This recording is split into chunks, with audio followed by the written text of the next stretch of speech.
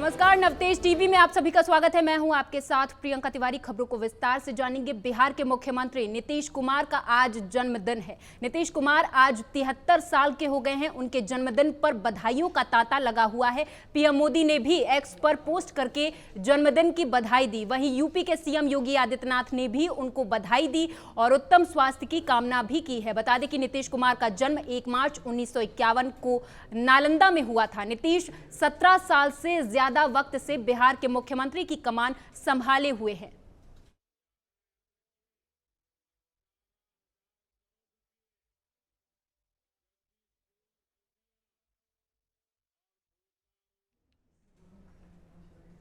इधर यूपी के प्रतापगढ़ में अवसान माता पूजन महोत्सव कार्यक्रम में सिक्किम के राज्यपाल लक्ष्मण आचार्य अपनी पत्नी के साथ पहुंचे। इस दौरान बीजेपी कार्यकर्ताओं ने फूल माला पहनाकर राज्यपाल का स्वागत किया। कार्यक्रम में 1100 महिलाओं ने शिरकत की है। वहीं राज्यपाल लक्ष्मण आचार्य ने अपने संबोधन में कहा कि नारी शक्ति वंदन अधिनियम के लिए मोदी जी को धन्यवाद देते हैं। उन्होंने कहा कि मातृशक्ति से हम हर घर, परिवार और राष्ट्र को मजबूत कर सकते हैं। इनका मजबूत होना बेहद ही जरूरी है। आज अवसान माता की पूजा में इतनी माता की तपस्या देखकर अभिभूत हूं। आज तो मैं आया था माता अवसान माता के इस पूजन कार्यक्रम में, जहाँ तक राज्यपालों की जो अपनी भूमिका है अपना वो निर्वाह करते हैं। उस पर कोई बोलने का विषय नहीं है, अपना वो करते हैं। इस नाते आज तो मैं आया हूँ इस पूजन माता अवसान माता का एक बहुत अच्छा कार्यक्रम है। नारी शक्ति का जागरण एक बड़े स्तर पर हो रहा है। स्वाभाविक है ऐसे कार्यक्रम में, और इस देश की संस्कृति रही है नारियों का सम्मान, और नारी शक्ति राष्ट्र शक्ति का उद्घोष इस देश में हमेशा हुआ है। और इसको बल देते हुए मैं आदरणीय प्रधानमंत्री जी को बहुत जरूर धन्यवाद देना चाहूँगा, बधाई करना चाहता हूँ कि उन्होंने नारी वंदन अधिनियम ला करके महिलाओं के सशक्तिकरण के क्षेत्र में एक महत्वपूर्ण काम।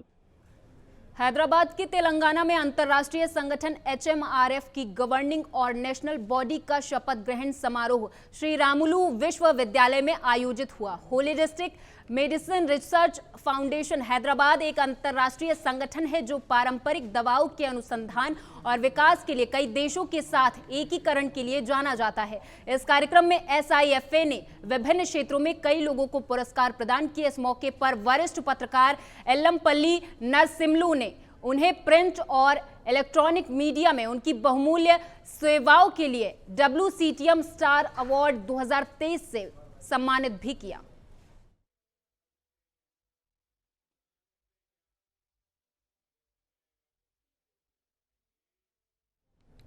इधर झालावाड़ में भारतीय मानक ब्यूरो को एक ज्वेलर्स की शॉप पर हॉलमार्क मानक की अवहेलना करने की शिकायत मिली, जिसके बाद टीम कार्रवाई करने पहुंची तो व्यापारियों के भारी विरोध का सामना उन्हें करना पड़ा है। ऐसे में BSI की टीम बिना कार्रवाई करे लौट गई। BSI टीम के अधिकारियों ने पुलिस अधीक्षक कार्यालय पहुंचकर SP ऋचा तोमर से मुलाकात की और घटना की जानकारी दी। वहीं झालावाड़ पुलिस अधीक्षक ऋचा तोमर ने बताया कि भारतीय मानक ब्यूरो की टीम कार्रवाई के लिए आई थी, लेकिन टीम ने स्थानीय पुलिस और प्रशासन को जानकारी दिए बिना ही कार्रवाई करने पहुंच गई। संदेह के चलते व्यापारी विरोध में उतर गए।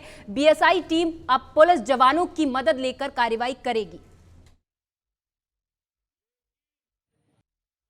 फर्जीवाड़ा आजकल फर्जीवाड़ा बहुत चल रहा है, तो सारे व्यापारी हमारे व्यापार संघ के यहाँ पर इकट्ठे हुए और वो यूँ कह रहे थे कि हम तो इस माल को सील करके लेकर जाएंगे, तो लाखों का माल कैसे किसी के सुपुर्द किया जाए। आप आइए, आपका स्वागत है, लेकिन हमारे को पुलिस के इंफॉर्मेशन के द्वारा हमारे को सूचना मिले तब हम आपके साथ मीटिंग करेंगे।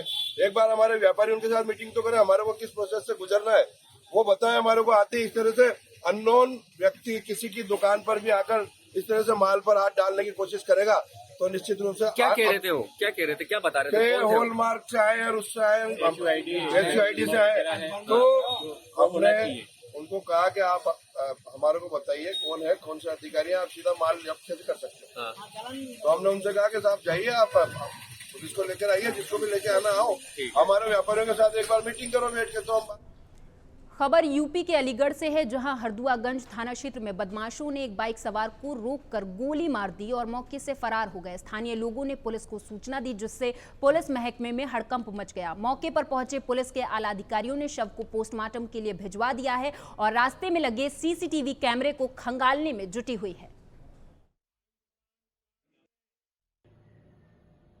मैं मोहम्मद अकमल खान, क्षेत्राधिकारी अतरौली, जनपद अलीगढ़, सादर अवगत कराना चाहता हूं कि आज दिनांक 29 फरवरी 2024 को थाना हरदुआगंज क्षेत्र में के जलाली चौकी क्षेत्र के पास पनेठी के निकट एक घटना की सूचना प्राप्त हुई और उसमें यह बताया गया कि एक व्यक्ति जो कि बाइक से जा रहा था, उसको दो व्यक्तियों द्वारा रास्ते में बाइक से रोक करके गोली मार दी गई। इस सूचना पर तत्काल मौके पर पहुंचकर जांच की गई। जो घायल है उसको जवाहरलाल नेहरू मेडिकल कॉलेज में भर्ती करा दिया गया, जहां पर उसकी स्थिति स्टेबल बताई जा रही है। इसके अतिरिक्त जो भी रास्ते की जो सीसीटीवी कैमराज हैं उनका परीक्षण किया जा रहा है और साथ ही साथ बहुत सारे जो भी साक्षी रास्ते के हैं उनका भी परीक्षण किया जा रहा है। बहुत ही शीघ्र इस घटना का अनावरण किया जाएगा और जो भी कल्प्रिट्स हैं उनके विरुद्ध जो भी वैधानिक कार्रवाई है वो शीघ्र अमल में लाई जाएगी। यूपी के देवरिया सदर कोतवाली क्षेत्र के सोंदा ताल के पास एक किशोरी का संदिग्ध अवस्था में शव बरामद हुआ है, जिससे पूरे इलाके में हड़कंप मच गया। बताया जा रहा है कि किशोरी 28 फरवरी की शाम से गायब थी और शव मिलने के बाद परिजनों ने हत्या की आशंका जताई है। वहीं मौके पर पहुंची पुलिस ने हालांकि शव को कब्जे में लेकर पोस्टमार्टम के लिए भेज दिया है और मामले की जांच में जुट गई है।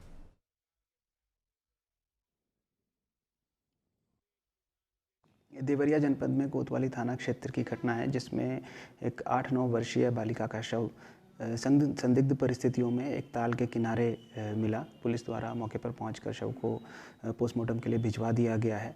बालिका के साथ में जो कुछ गांव की ही महिलाएं मौजूद थीं, जो आखिरी बार देखी गई थीं, उनसे पूछताछ किया जा रहा है। परिजनों द्वारा दी गई तहरीर के आधार पर नियमानुसार अभियोग पंजीकृत किया जा रहा है और अग्रिम विधिक कार्रवाई की जा रही है। उदयपुर वाटी कस्बे के पास झुंझुनू रोड पर स्थित एक दुकानदार के साथ कुछ बदमाशों ने मारपीट की। बताया जा रहा है कि बदमाशों ने पहले तो दुकानदार से सामान खरीदा और फिर पैसे मांगने पर दुकानदार के साथ मारपीट की। इतना ही नहीं, दुकानदार से 5,000 रुपए की रंगदारी भी मांगी गई है और 3,000 रुपए कैश भी लूट लिए। वहीं पुलिस जब दुकानदार ने रंगदारी को लेकर विरोध किया तो बदमाश युवकों ने दुकानदार पर गाड़ी चढ़ाने का प्रयास किया, जिसमें दुकानदार के पैरों में गंभीर चोटें आई हैं। हालांकि दुकानदार ने मारपीट करने वाले बदमाशों के खिलाफ पुलिस में मामला दर्ज करवा दिया है। वहीं पुलिस अब सीसीटीवी फुटेज के आधार पर आरोपियों की तलाश में जुट गई है।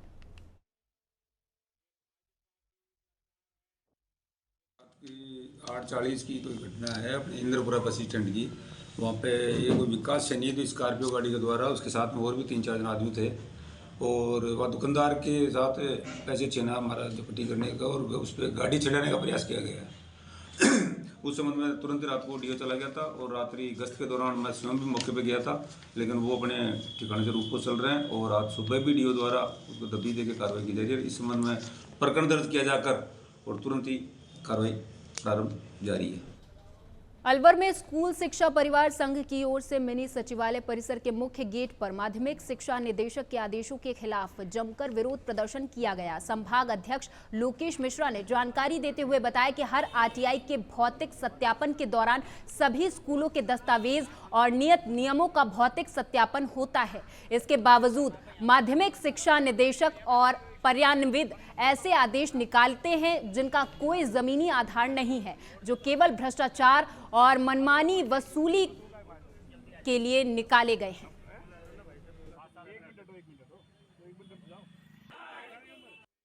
देखिए, प्रतिवर्ष आरटी के भौतिक सत्यापन के दौरान हर स्कूल का निरीक्षण होता है और उस निरीक्षण में जितनी प्रमुख बातें होती हैं, दस्तावेज होते हैं, उन सब का निरीक्षण होता है। बावजूद उसके माध्यमिक शिक्षा निदेशक और प्रारंभिक दोनों ने ही ऐसे उलझुल आदेश निकाले हैं, ना तो जिनका कोई जमीनी आधार है, ना वो व्यावहारिक है और न ही वो विधि सम्मत हैं। उन आदेशों के विरोध में पूरे राजस्थान भर में ये विरोध प्रदर्शन चल रहा है और जब तक इन आदेशों को वापस नहीं लेंगे हम ये धरना प्रदर्शन जारी रखेंगे।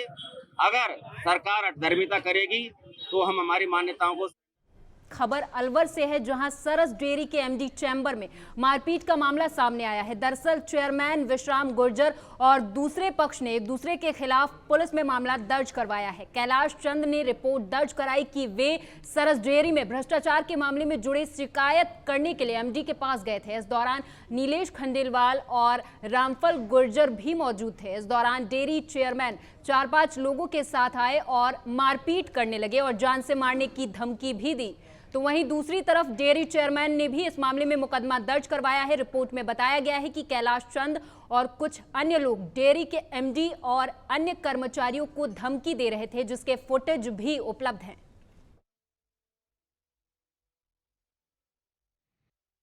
बोर्ड के सदस्य जिन्होंने त्यागपत्र दे दिया था, उनमें से 3 सदस्य यहाँ आए थे।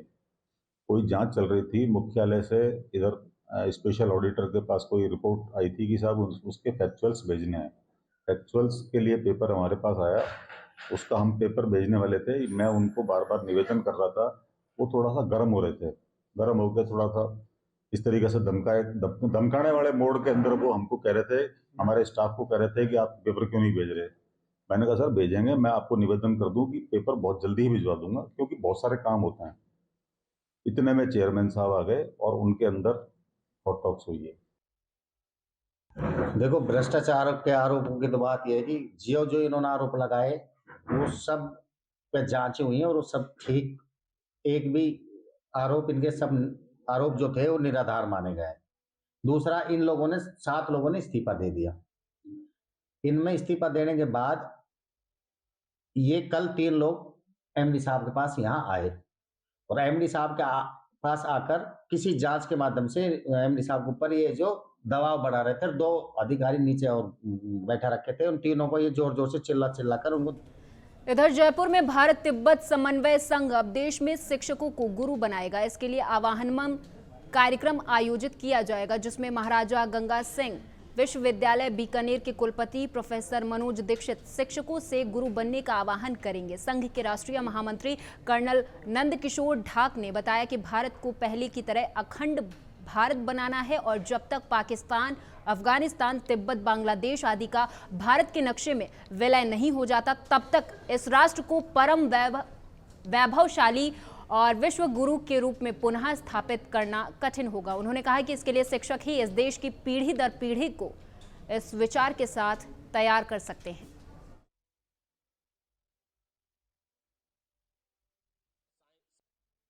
तिब्बत और चीन 2 अलग अलग देश थे, लेकिन भारत और तिब्बत में ऐसी कई सारी समानताएं थी, ट्रेडिशनल, कल्चरल यूनिफॉर्मिटी थी और ऐसी कोई दीवार दोनों देशों के बीच में नहीं थी। ऐसे ही मैं आपको बताऊं कि तिब्बत, जिसको तिब्बत की जो चिकित्सा पद्धति है वो भारत से ही गई हुई है। जो देवों का देव महादेव भगवान शंकर का जो पवित्र स्थान है कैलाश मानसरोवर, उसको जाने के लिए हमें चीन का वीजा लेना पड़ता है। तो हमारा ये जो भारत तिब्बत समन्वय संघ है, ये कैलाश मानसरोवर की मुक्ति के लिए और कैलाश मानसरोवर के साथ साथ में ही तिब्बत की मुक्ति के लिए काम कर रहा है। और इसी चीज को लेकर के जयपुर में कल ये आह्वानम जयपुर संस्करण आयोजित किया जा रहा है, जिसमें सैकड़ों बुद्धिजीवी लोगों के साथ में ये चिंतन और मंथन। यूपी के सोनभद्र जिले के शक्तिनगर थाना क्षेत्र के शक्तिनगर वाराणसी मुख्य मार्ग पर बोदरा बाबा के समीप देर रात कोयला लेने पहुंची ट्रेलर में संदिग्ध परिस्थितियों में अचानक आग लग गई, जिससे ट्रेलर के ड्राइवर की जिंदा जलकर मौत हो गई है। वहीं साथ ही ट्रक चालकों ने इसकी सूचना पुलिस को दी। मौके पर पहुंची और दमकल विभाग की गाड़ी ने कड़ी मशक्कत के बाद हालांकि आग पर काबू पा लिया। वहीं घटना के बाद आक्रोशित ट्रक चालकों ने उत्तर प्रदेश और मध्य प्रदेश मार्ग को जाम कर जमकर नारेबाजी करते हुए सुरक्षा की गुहार लगाई है। वहीं मौके पर पहुंची पुलिस ने हालांकि चालकों को आश्वासन देकर जाम खुलवा दिया है।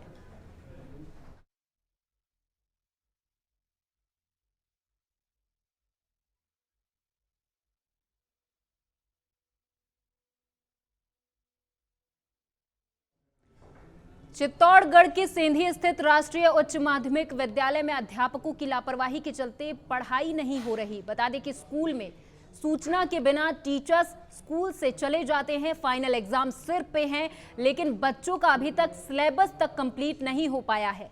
वहीं स्कूल प्रशासन और टीचर्स एक दूसरे पर इसका आरोप लगा रहे हैं।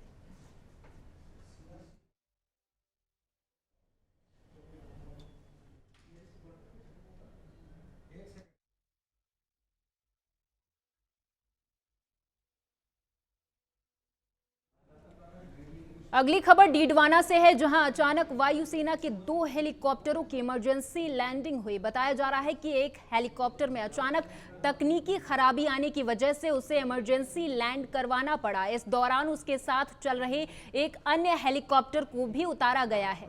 हालांकि लगभग 1 घंटे की कड़ी मशक्कत के बाद वायु सैनिकों ने हेलीकॉप्टर में आई तकनीकी समस्या को दूर कर दिया था। इसके बाद दोनों हेलीकॉप्टर ने फिर से उड़ान भर ली। एक साथ 2 हेलीकॉप्टरों की अचानक लैंडिंग से आसपास के लोगों में हालांकि हड़कंप देखा गया और मौके पर लोगों की भारी भीड़ भी उमड़ी देखी गई। वायुसेना के जवानों ने बताया कि हेलीकॉप्टर में तकनीकी समस्या आने से अचानक लैंडिंग की गई थी। वो हम सालासर चौराहे पे ही रहते हैं और गौशाला की बाउंड्री में जब हमने 2 आर्मी के हेलीकॉप्टरों को इमरजेंसी लैंडिंग लेते हुए देखा तो हम दौड़ करके वहाँ पास में आए। उनमें से ऑफिसर उतरे, ऑफिसरों से बात की तो ऑफिसरों ने बताया कि कोई टेक्निकल इश्यू है। फिर ऑफिसरों को हमने पानी पुणी पिलाया।